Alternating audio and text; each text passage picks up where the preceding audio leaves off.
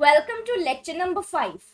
Let's dive deeper into CSS and we will cover a few more interesting topics, and these topics will help you in your project as well. Now we are going to cover the following topics.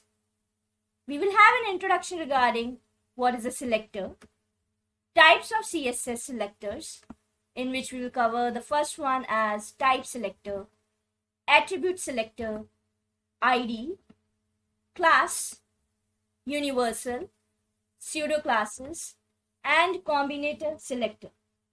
Let's now have an introduction to CSS selectors. But before that, a little recap that in the previous lecture, we covered the different types of styles and the CSS syntax. This is the CSS syntax where we have a selector, we have property, the value, and the declaration. Now let's understand what is a selector.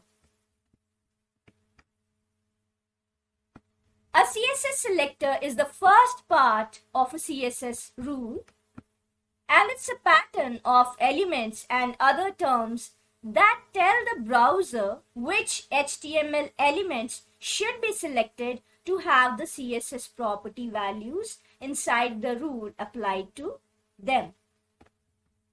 The element or elements which are selected by the selector are referred to as the subject of the selector. Okay, so this really isn't that difficult to understand. If you summarize all this, you will realize we are simply telling the browser that which element do you want to style. Now let's move on to the types of CSS selectors. So here we will cover type selector, attribute selectors, ID selector, class selector, universal selector, pseudo selector, and the combinator selector. The first type of selector is a type selector. The CSS type selector matches elements by node name.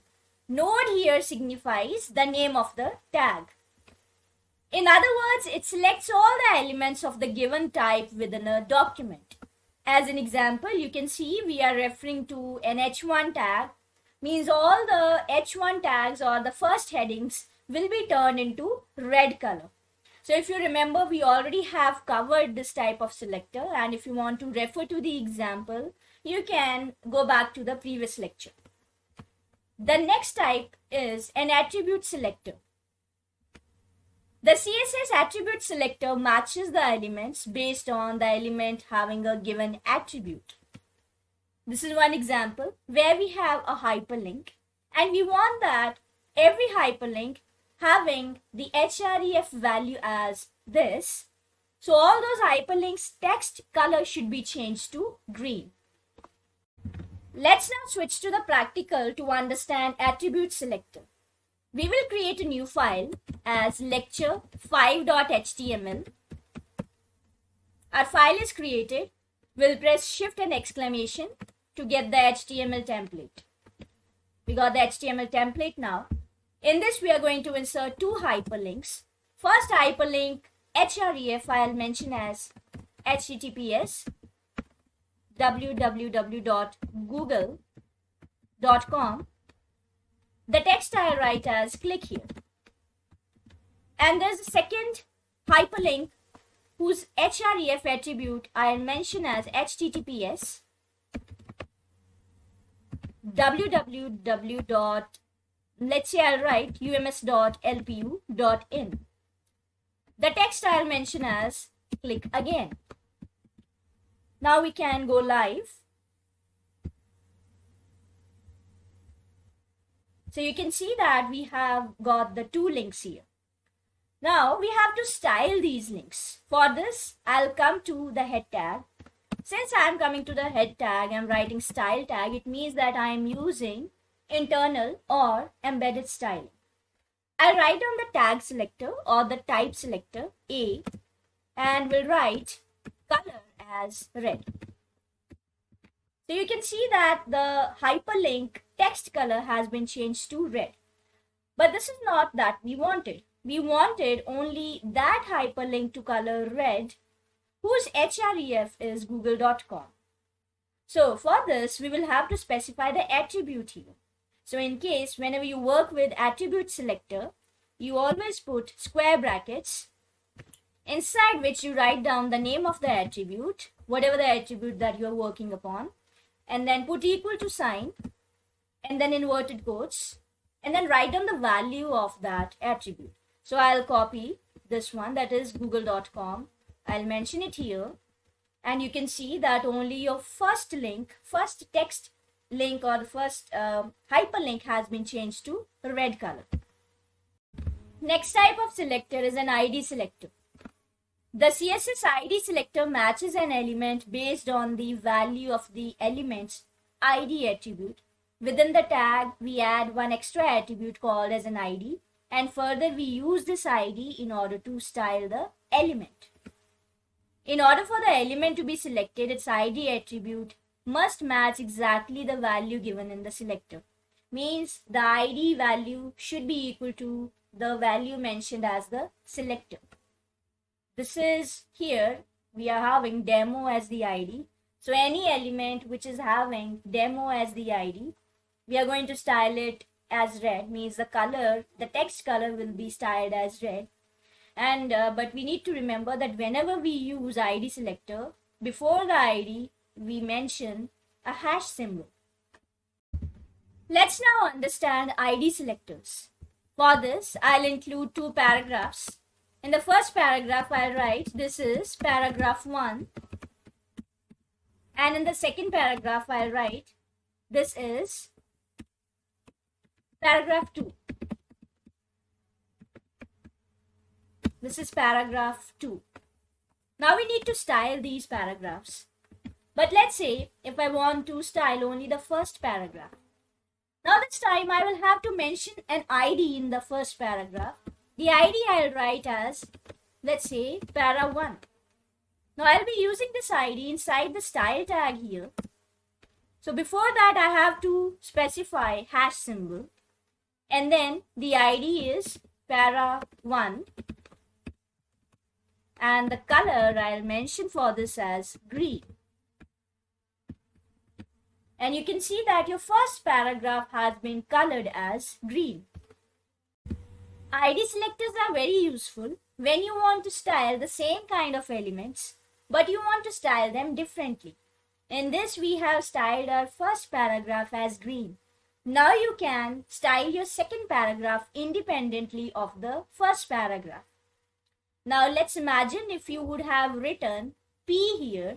If you would write P, then obviously it will turn both your paragraphs as green.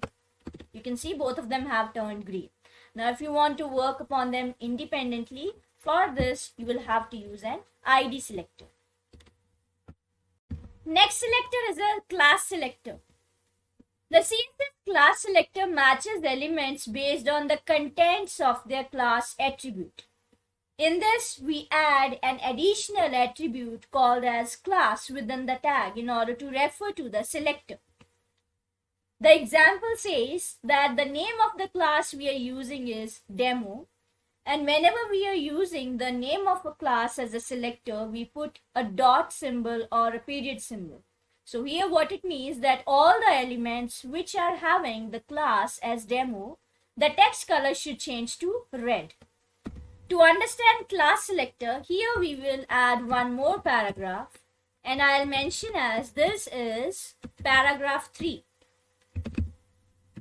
Paragraph 3.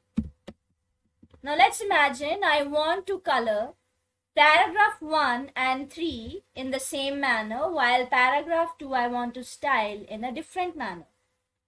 We already have one solution that we can add an ID to the first paragraph, a different ID to a first paragraph, and different ID to a third paragraph, and we can group them here inside the style tag by putting a comma. But we have an easy way that we can simply mention a class attribute, right here class, and let's say the name of the class is para. Inside the third paragraph as well, I'll mention the same, that is para. Now this time you need to go to the style tag and delete this hash, put a period symbol, write on the name para. and you will see the output as the first paragraph and the third paragraph have been styled in the same manner, that is, they are having green color. The class attributes help us to style a group of elements in the same way. In this, we have styled the first and the third paragraph in the same way, that is, we provided them green color. Now, if you want, if required, you can also style your second paragraph by giving it an ID. So you can differently give it one ID and mention the ID as, let's say, para1. Now you can go back to the style tag and mention the ID para1, and the color you can mention as, let's say, crimson. And you can see that the color of the paragraph has been changed to crimson. The next selector is the universal selector. The CSS universal selector, represented as asterisk, matches the elements of any type. Whenever we want to refer to all the elements without any exception on a web page, then we mention asterisk. So here the syntax says that I want to color all the elements of my web page as green. In order to understand universal selectors, I'll create a new file, lecture 5b.html, and the previous one we will rename as lecture 5a.html. We'll copy all the contents from lecture 5a to lecture 5b. Okay, we can close this now, save this file. We have to remove all kinds of other selectors. For example, we need to remove class and ID. Both of them need to be removed in order to understand the universal selector. So we have removed all the ID and class attributes. Come back to the style tag and we need to remove every kind of styling here. Now mention an asterisk and write down color as, let's say, red. Now this symbolizes that we want to color all the elements on a web page as red. Now you can go live once again. And you can see without exception it has colored all the elements on a web page to red. The next selector is pseudo class selector, in which we are going to cover user action pseudo classes. These pseudo classes only apply when the user interacts with the document in some way. And these act as if a class has been added to the element when the user interacts with it. Now the point is that why we call it as pseudo. Actually, these are the classes that we do not add to the element ourselves, but they exist when the user in some way tries to interact with the element. Let's say you want to place your cursor over a particular element and you may want to change its background color or the text color only for the period of time your cursor is there on the element. Now for this, we'll be using a hover pseudo class. This only applies if the user moves their pointer over an element. So most probably a link. But it can be otherwise applied to any element. As an example, we have h1 tag, means that whenever we are taking our cursor over this tag, over this heading, we want its color to change to red only for the particular period of time when the cursor is there on the heading. To understand the hover pseudo class selector, let's get back to our previous file, lecture5a.html, in which I'll insert one heading and the text I'll write as, this is a heading for lecture 5. The heading has been inserted. The default color here is black. Now the purpose is that when we take our cursor, or you can say in other words, in technical terms, it's called as hover. So when you hover your cursor over this element that is on this h1 tag, on this heading, its color has to change only for that specific point of time when you are over this element. So for this, you can either add a class attribute or an ID attribute to your heading. But right now it's not required because we only have just one heading in our page. So we will go to the style tag and write h1 and we want the color to change to red. But actually this is not correct. It has already changed the color to red. What we wanted was when we hover the cursor over the element. For this you have to add a hover pseudo class. Now you can see that the color has again changed to black, but when you take your cursor over this element, it always changes to red. Only for the point of time when your cursor is on the element. The next type of selector is a combinator selector. These combinator selectors combine other selectors in a way that gives them a useful relationship to each other. Before we cover the combinator selector, we need to know that there are different kinds of combinator selectors, but we will not be covering all of them in this lecture because as per the scope of our syllabus, we will be covering only one, that is descendant combinator. This combines two selectors such that the elements matched by the second selector are selected if they have an ancestor.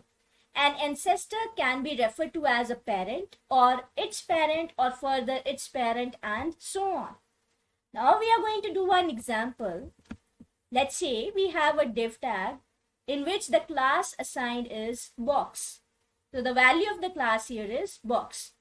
We want that the paragraph inside this div tag should be given some different color. As you can already see, there is one more paragraph outside the div tag.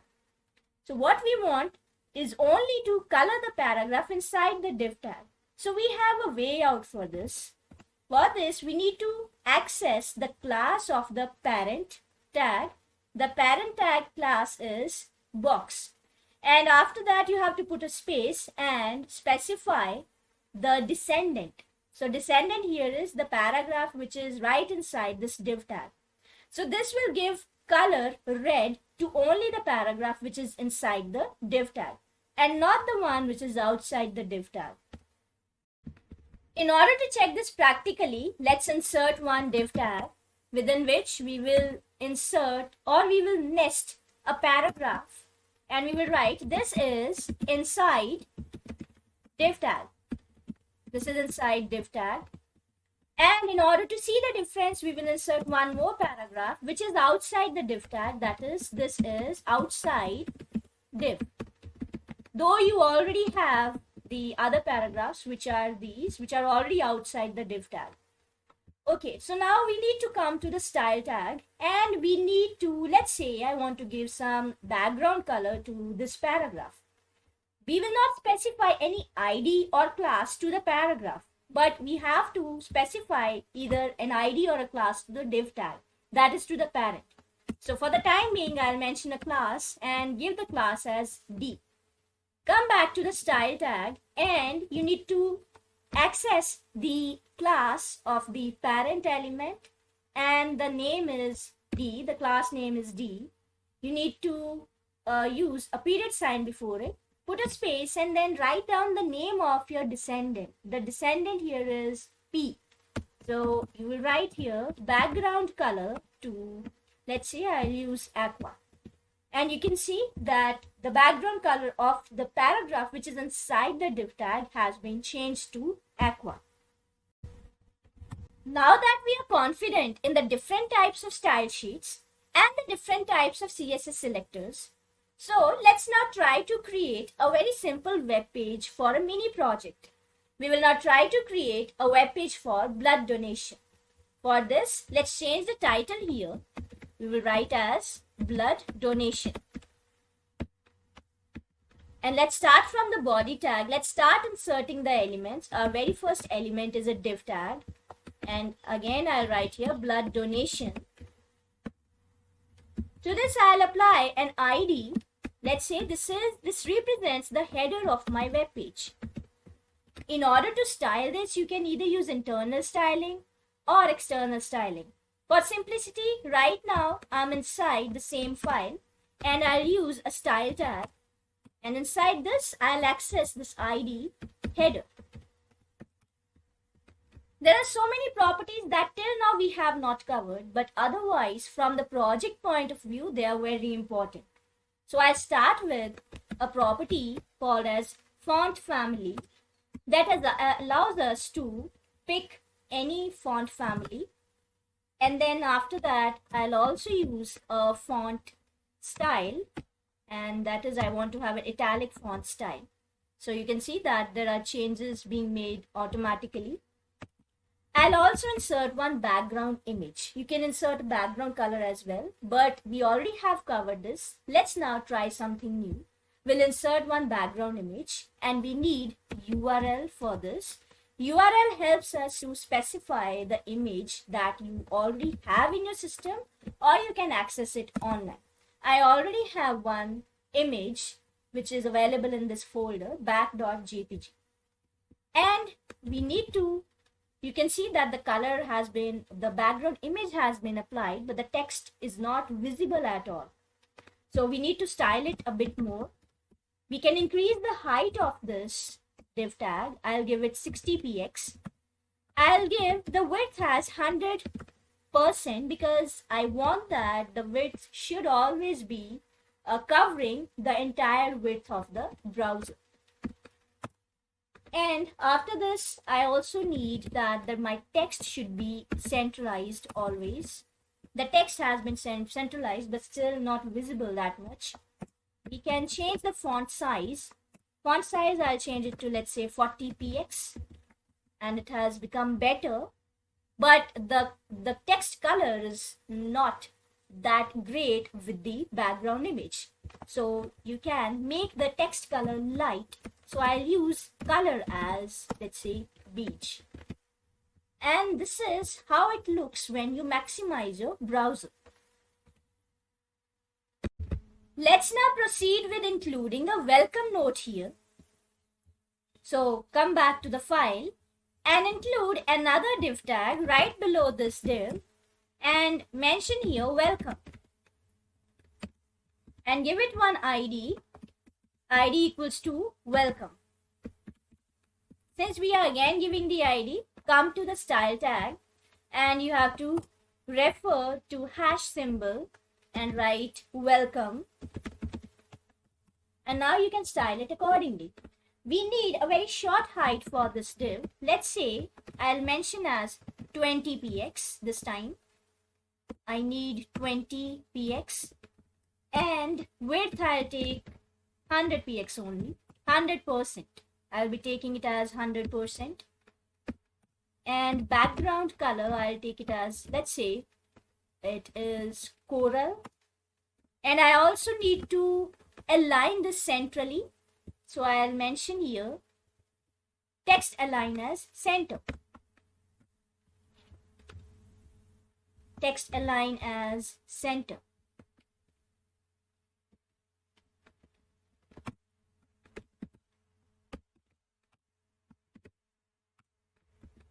And this is how your web page looks when you maximize it. Let's now apply an appropriate background color to our web page by writing body tag, and background color I'll choose as this, which looks great in combination with the above two colors. Now we will include 3 hyperlinks inside the div tag. In this div tag, I'll first of all consider an h2 tag, and then I'll use a hyperlink. For mentioning the hyperlink inside the href, I'll simply mention a hash symbol because right now we do not have any link. So I write here home and I have another h2 tag, and you can see that this is already visible to us. href, I'll use another one, let's say camps, and one more h2 tag I need, and I'll use here the text as, for example, about us. You can see that they are visible one after the other, means there are line breaks. If we do not want these line breaks, then we have a property called as display property, and the value of this can be set as inline. For this, you can come to the style tag and you need to mention your h2 tag and mention the display property as inline. And now you see that all your hyperlinks have been aligned in just one line. You must also take a note here why we are using display inline property. That is because of h2 element. h2 element, h1 or any other heading, any paragraph, div tag, all these kinds of elements are block level elements. Means they always insert a line break. In order to make them in one line, you need to explicitly define display inline property. The point is, if you would not have been using the h2 tag, that is, if you simply would be including the hyperlinks without including them in the h2 tag, there would be no need of using display inline property. Then in that case, you will have to make the size bigger by using the hyperlink tag inside the style tag. Now what we want is that whenever we hover our cursor over these hyperlinks, the color should change to some other color. So this time I'll be using A, and for hover we use hover pseudo class hover, and I want that their color should change to, let's say I'll consider, for the time being I'm considering red only. And you can see that the color is changing when we hover our cursor over the hyperlinks. Let's now give a background color to our hyperlinks. These hyperlinks are now making up a navigation bar. A navigation bar is a bar that consists of hyperlinks and help you to navigate to other web pages. In order to style it, we need to give ID to this div and mention as, let's say I'll be giving nav. Come back to the style tab and specify the hash nav ID of the div tag. Give the background color. Let's say I'll be giving the same background color, but I'll be changing its transparency from here. And you can see that the transparency, it has become a bit transparent as compared to the welcome note color. And what else do we need? That we can increase some space within this navigation bar. For this, we use a property called as padding property. For this, the color I'll take it as, let's say 10px. The padding I'll take it as 10px. And you can see that the space inside this has increased. So the purpose of a padding property is always to increase the space inside an element. The headers and the navigation bar looks pretty well at this point, but otherwise the whole web page looks quite empty. So let's now try to populate our web page with other elements. For this, we will be coming back to the file and include one article tag. An article tag helps us to include any content which is independent of each other. So within this, I'll include an h2. I already have some content here that I'll be copying from the notepad. And inside the h2, I'll be using this overview. And I also have a paragraph for this overview that I'll be copying from here.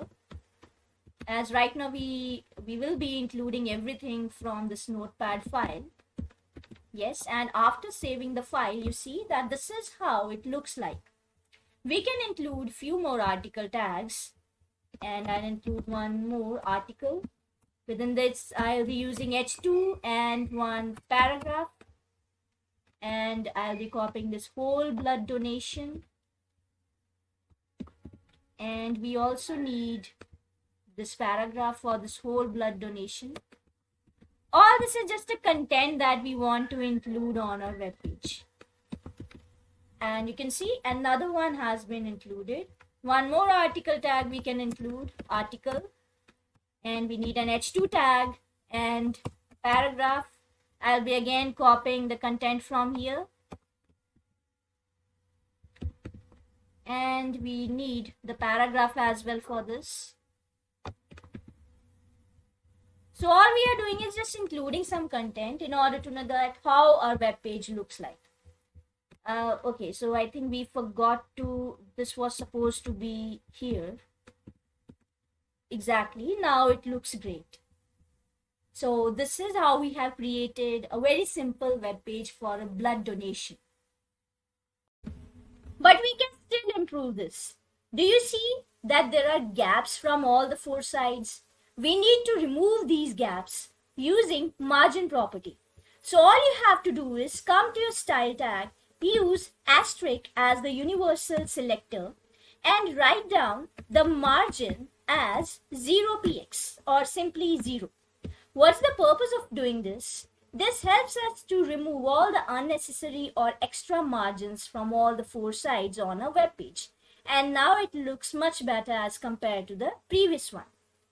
Now further, we can use one more property, and that is border color. We may want to apply border color to our article tag. So I'll be using border color as the property, and the color I want to specify is crimson. You see that nothing happened. It's because we have not specified the border width. For border width, we need to write border width, and the border width I'll mention as, let's say it's 2px. Still nothing happened because we have not mentioned the border style. So we have to mention the border style as well, and the kind of border that we want is solid border. You can see that the border has been applied to your article tags. But still we can improve this because we need some space inside these article tags. So in order to make them more spacious, we can use padding property, padding, and we can mention, let's say I'll be using 50px. And this is now looking great. We have now reached the end of the lecture. These are the references from where you cover all the topics which have been used in this lecture. And I have also included the program links, first program, the second one, and the third one. The first one is related to all kinds of CSS selectors except the universal selector. Second one is for the universal selector, while the third one is for the mini project web page. Now, week 5 assignment. You need to go to this website, Free Code Camp, and you need to complete all the steps starting from 26 to 91. There are total 91 steps. So 25 steps have already been covered in the previous lecture. This time you need to cover 26 to 91 for learn basic CSS by building a cafe menu. For reference, I have also included a screenshot. So that's all for this lecture.